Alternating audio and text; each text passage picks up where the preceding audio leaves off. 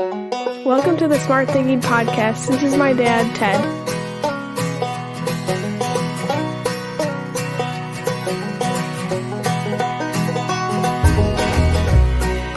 Welcome to the Smart Thinking Podcast. I'm your host, Ted Knightsky. Well, here we are, almost all the way through the month of June, sadly, but that means we're heading into summer, and I traditionally give a couple of books for those of you who like to read and grow your leadership through your own learning to take a look at.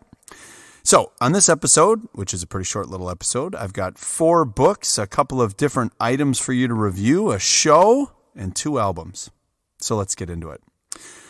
Now, every time I do anything with my family, which is as frequently as possible, I tend to find myself looking for the things that I like to look at. For instance, books. Many times I find myself at a florist, a gift shop, a boutique when I'm with my wife and daughter. And oftentimes I find myself in different types of stores if I'm with my son. But if the 4 of us are together, I can assure you I almost always slide over to wherever there is something to read while they are looking at highly overpriced North Face shirts or whatever they are looking at Urban Outfitters or other like stores. So when I was sitting in one of those stores a couple of weeks ago, I look over and I see this little tiny book called The School of Life. The School of Life on Confidence. I don't know, maybe it's a 1/4 inch thick. Looks like it could fit inside of your coat pocket.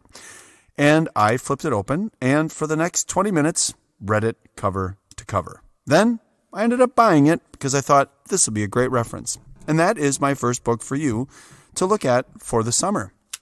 Again, the book is called The School of Life, and it's The School of Life on Confidence. I actually found it on Amazon as well. But what I really, really like about it is it talks about the simple fact that confidence is a skill, and it's not a gift from the gods. That's a direct quote from page 9, and I circled it, highlighted it. Heck, I think I set the page on fire so I wouldn't forget it because I didn't want to forget that line as I talk to and coach so many different people to confidence.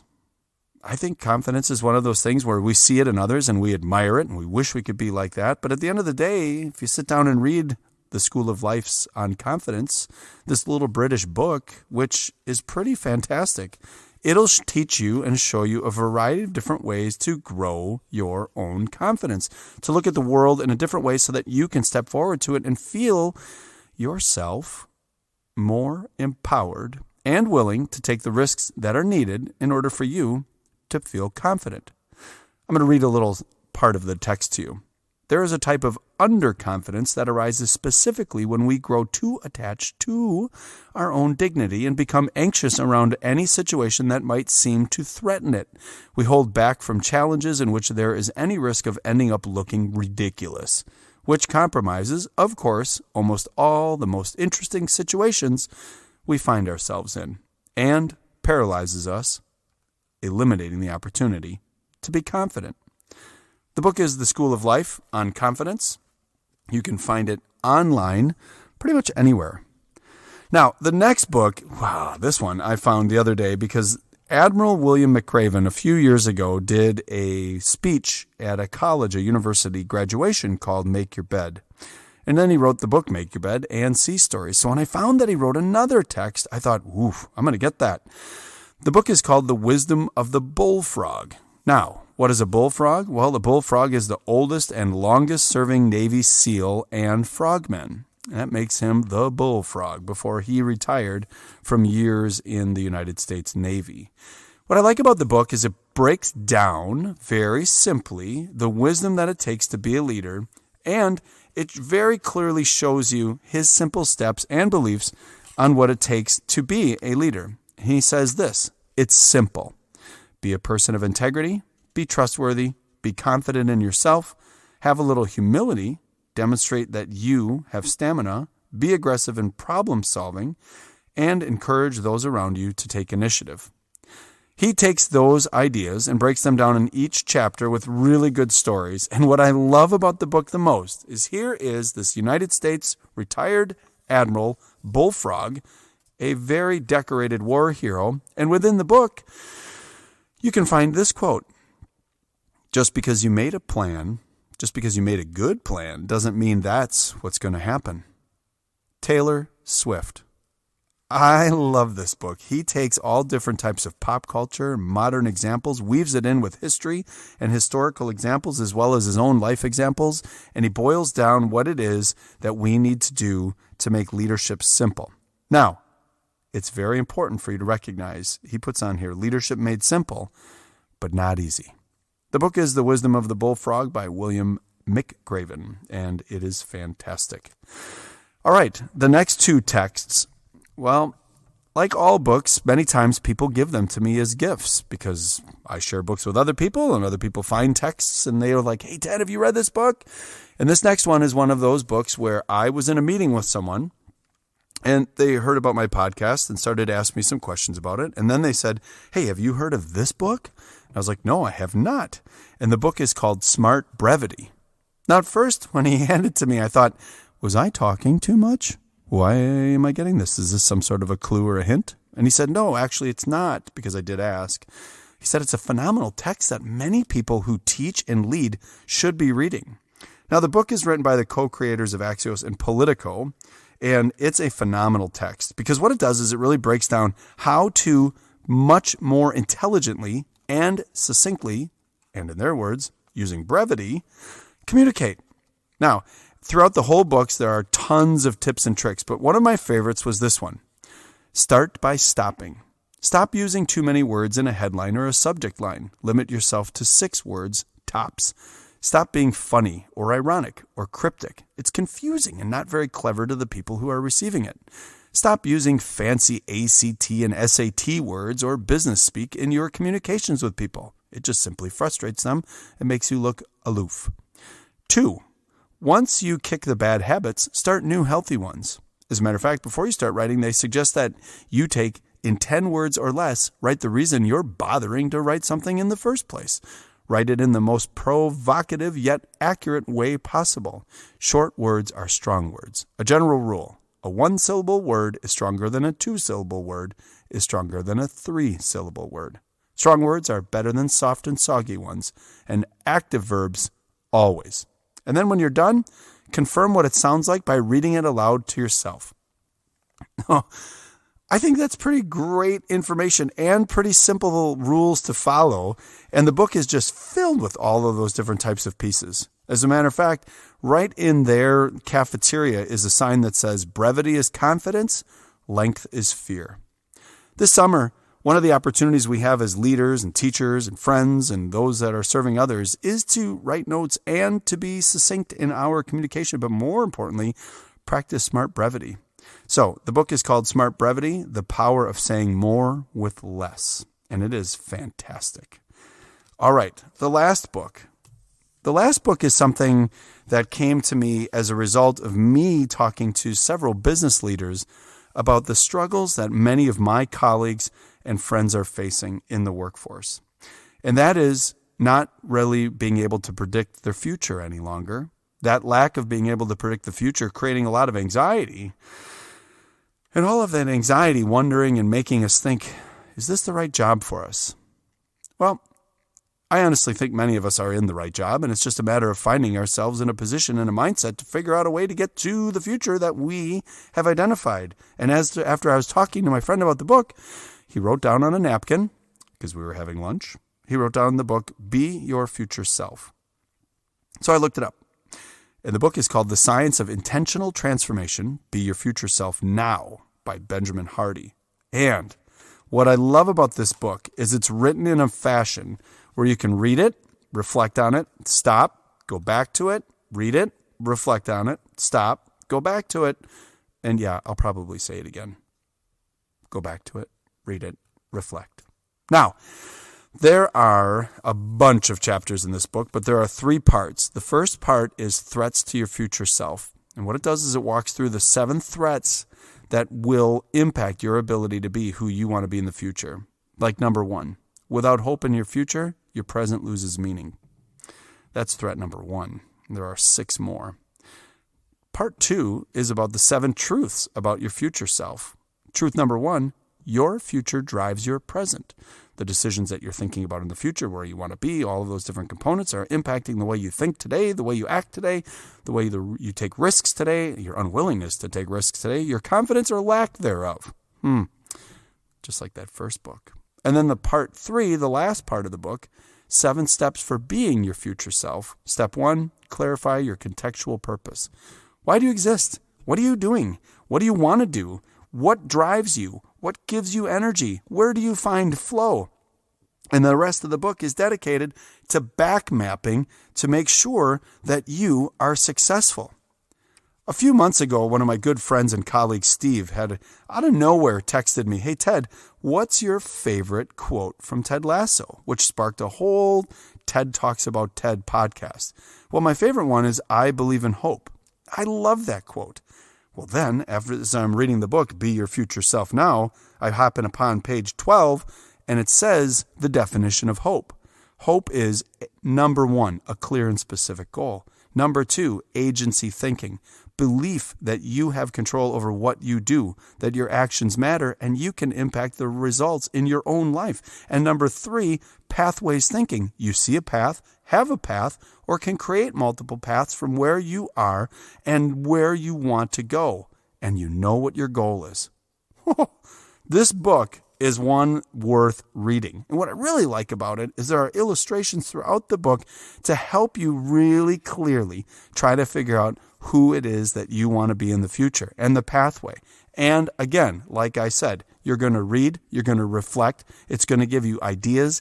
It actually breaks down different things, like if you were to create a Venn diagram about the 3 most important things in your life, like family, books, and money.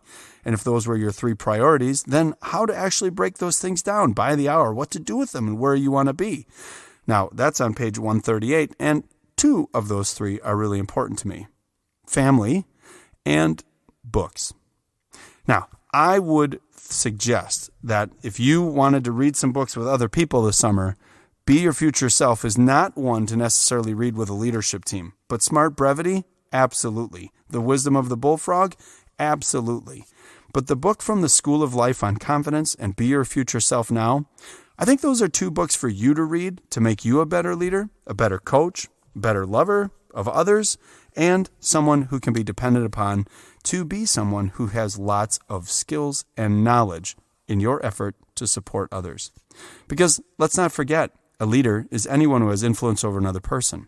And that leader, you, is someone who is not afraid to charge in the storms that we're facing, because we are by nature optimistic, perseverant, and tenacious. And we're not really afraid of too much because we've run into those storms before, and we're willing to do it again and again and again, especially if it's in the love and support of others.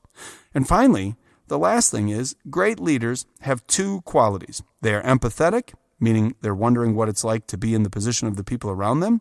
And 2, as a result of that empathy, they're very reflective of what went well, what they need to change or challenge in the future, and most importantly, what wonderings other people might have so that they can close those negative narratives and support them as they're moving forward. Finally, I've got 2 other things I want you to make sure you do this summer, and that is watch a show. If you've not watched the show Ted Lasso, put some time aside. Grab a notebook, watch the show with the remote close to you, and just see the beauty of a highly intelligent and empathetic leader with a great sense of humor. And I'm not talking just about Ted. I'm talking about every character in the show. There are so many things to walk away from and learn about in that show. And if you haven't watched it, well, you need to watch it. And when you finish season 3, you should send me an email, and I would love to dialogue with you about the 4 things that are most important that Ted outlines in the season finale. And finally, I have 2 albums I want you to consider listening to over the course of the summer. The first one is by one of my all-time favorite artists by the name of Ben Folds. Ben Folds is someone who I discovered when I was in grad school, and we would meet each week at a book and record store with my grad group. And it was the most dangerous thing ever for me. So our group would sit down, we would have a cup of coffee. Not me, of course. I was born caffeinated, no caffeine in me. But we would sit down there and work on our graduate projects and do all of our different pieces. And Once we were finished, then I would start going through the stacks of CDs and albums. And every time I came across Ben Folds, I was like, love this guy. I think he and I are about the same age, and our careers have gone, not parallel. He's doing pretty well. But he continued to put out more stuff as I went through life, and each season of my life has been impacted by Ben Folds. And what is really cool is when my daughter Grace was born, so was his. And he has a song called Gracie on an album back from the early 2000s. But now he has a new album called out that is entitled What Matters Most by Ben Folds. It's a really cool reflective album, especially if you are in my age and season here with kids going off to college and looking at a different type of a future. But it talks about the real importance of really focusing on what matters the most. My second album I want you to look into is by a band called Inhaler. It's called Cuts and Bruises. Now, if you like rock music and good hardcore, like fun, upbeat, really get you grinding, good lyrics, great rhythms and melodies, look up the band Inhaler. It sounds like a group of young men who were exposed to bands that I loved in the 80s and 90s. And when you listen to them, it is very cool. They are very mature, lots of wisdom, and really, really strong album. It's called Cuts and Bruises by Inhaler. And if you listen to it when you're all done, I want you to think to yourself this one thing. The lead singer is Bono from U2's son. And then you'll be like, that music sounds like the music you would play if you grew up in the home of the lead singer of U2. All right, that's it. No smart thinking reflections for you, just more of a question. What are you going to do this summer to really grow yourself, to relax, and come back into the next season or the next week with the energy that you need to coach others to the places they need to be, to coach people so that they can be the version of themselves they want to be, so that they can reach success as they define it, so that they want to be around you. What are you going to read? What are you going to write? What are you going to watch? And what are you going to listen to? I gave you a couple of suggestions here, and I'd suggest that you would take a look at them. Make sure to look up those books, look up those artists. And as we close out here, I just want to thank you for each week taking me into your life and letting me be a part of it. I love to lead others. I love to be around others. I love to learn from others. And most importantly, I love the opportunity to be vulnerable each week and produce a podcast about things that are interesting to me. A couple weeks ago, I was at the Gallup conference down in Omaha, Nebraska, and I heard a speaker say, I love it when my strength of learner gets engaged, and then I love to share what it is. And for the first time in my whole life, I recognized why it is that I love to go learn stuff and then share it with others. It's the teacher in me, but more importantly, it's the learner in me who loves to share, hey, look at this. Did you hear about this? Did you ever thought about this? And did you see this? So thanks for allowing me to do this with you, because it is my passion point as I sit here in my closet on Brentwood Court at my home with my kids in the other room and my wife downstairs waiting for me to go out to dinner on Father's Day. Which reminds me, a happy Father's Day to all the dads out there. Hey, put the world away. Fight a little longer until you feel okay. 'Cause there's nothing I can do when everything's the matter and there's no one left like you. Wait for the sunlight. Love won't leave, what life would I lose? Ooh la la, ooh la la la la.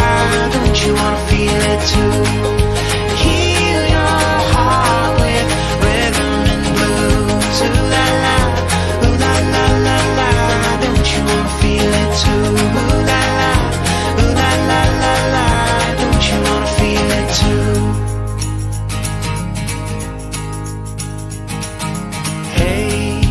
Why do you delay your fickle eyes emotion? I know it feels that way, but hope's a honey in the air, a melody around you and no one else is there.